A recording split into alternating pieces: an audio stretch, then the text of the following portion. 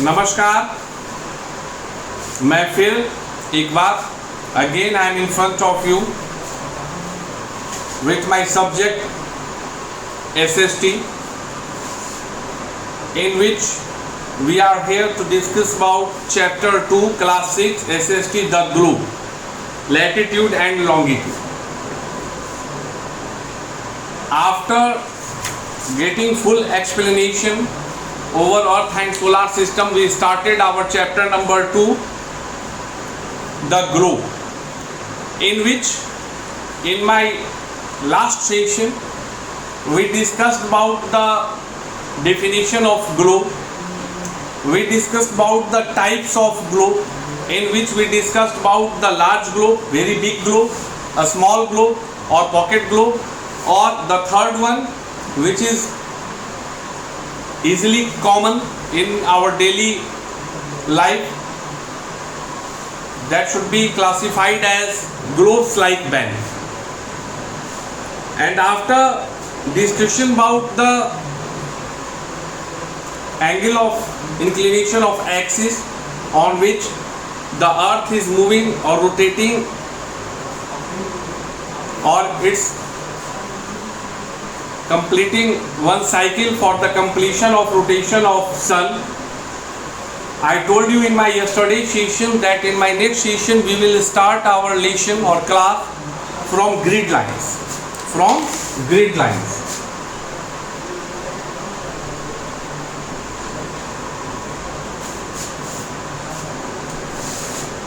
Actually,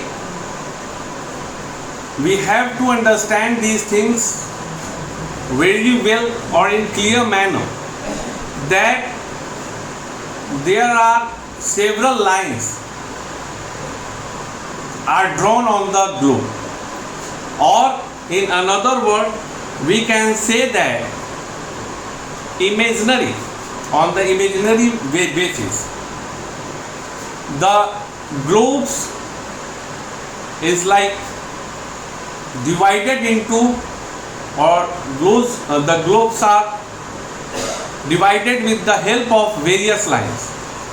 Some lines are moving toward east to west and some lines are moving toward north to south. For an example, you can just check it. Like if this one is globe, ये globe है मान लो, तो सबसे पहला चीज तो मैंने तुमको यह बताया था कि यह नॉर्थ पोल हुआ और यह साउथ पोल हुआ.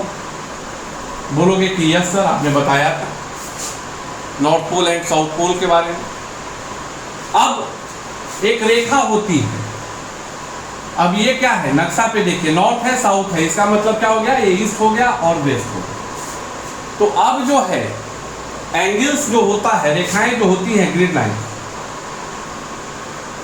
सबसे बड़ी रेखा जो कि ईस्ट और वेस्ट को मिलाती है, ईस्ट और वेस्ट को मिलाती है, उसको क्या बोलते हैं, इक्वेटर बोलते हैं.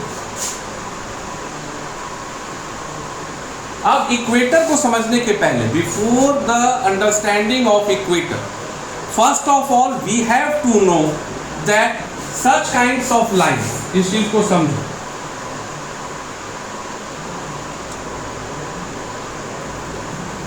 इस तरह से वेरियस लाइंस रहता है और ये नॉर्थ. उसी तरह से इक्वेटर के नीचे भी रेखाएं होती हैं.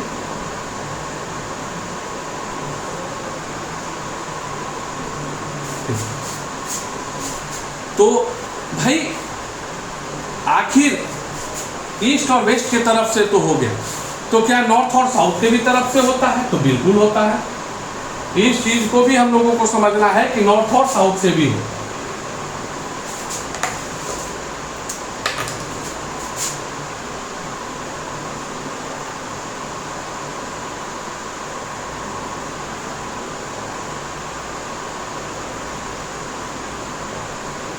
इसी तरह से कई रेखाएं होंगी.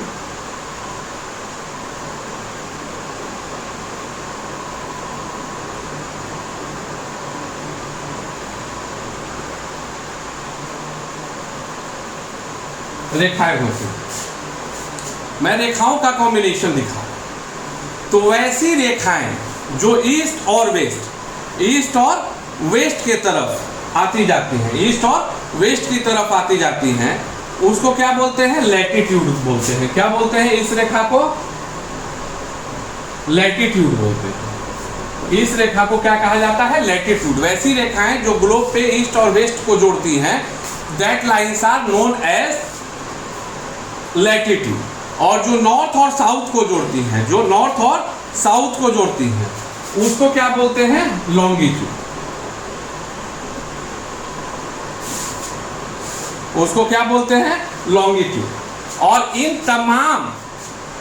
इन तमाम रेखाओं को अगर एक शब्द के साथ, if we have to represent a single term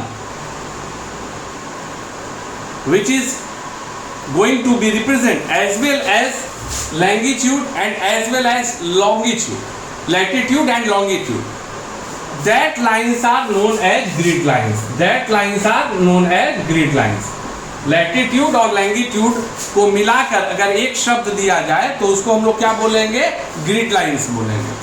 और अब इसी ग्रिड लाइंस के दो भाग हो गए। ग्रिड लाइंस के क्या हो गए? दो भाग हो गए। एक हो गया तुम्हारा लॉन्गिट्यूड और एक हो गया तुम्हारा लैटिट्यूड। अक्षांश और देशांक, अक्षांश और देशांक। अब एक चीज को समझना है, द लार्जेस्ट लाइन, जो सबसे longest line, that line is known as, जो कि ईस्ट और वेस्ट के तरफ से गुजरता है, उसको बोलते हैं इक्वेटर। उसको क्या बोलते हैं? इक्वेटर बोलते हैं। इक्वेटर मतलब हिंदी में भूमध्य रेखा।